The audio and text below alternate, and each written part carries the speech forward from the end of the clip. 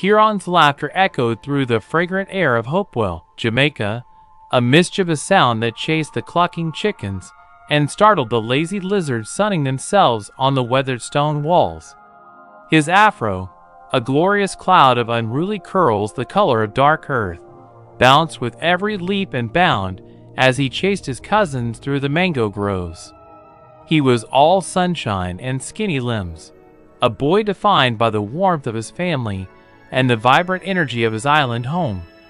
His grandmother, Nana Elsie, would braid his hair in intricate patterns on Sundays, telling him stories of maroon warriors, brave and resourceful, who fought for their freedom in the hills.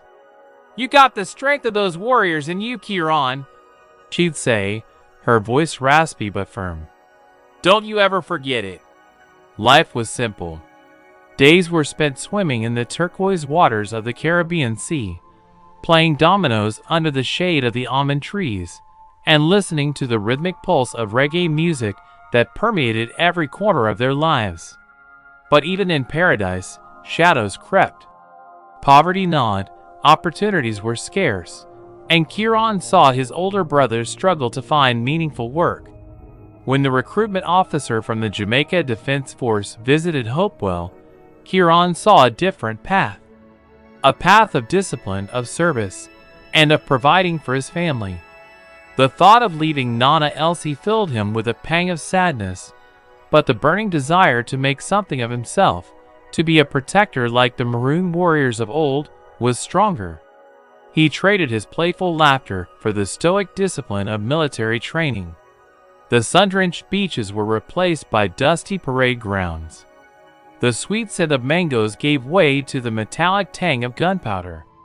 He learned to handle a weapon, to navigate rough terrain, to work as a team. He excelled. Years passed. Kieran grew, both in stature and resolve. The mischievous boy with the bouncing afro had become a man, his eyes holding a quiet intensity. His hair, now kept short and neatly trimmed, still held a hint of that rebellious curl. He served his country with pride, deployed on peacekeeping missions and disaster relief efforts. He was no longer just Kieran from Hopewell.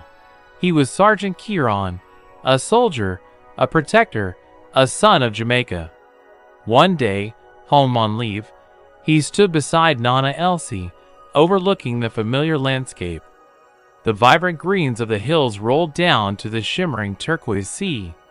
"You see those colors, Kieran?" she said, her hand resting on his arm. "That's what you fight for. That's what you protect. That's your Jamaica." He looked at her, his heart full. He was still the boy from Hopewell, but he was also the soldier, the warrior.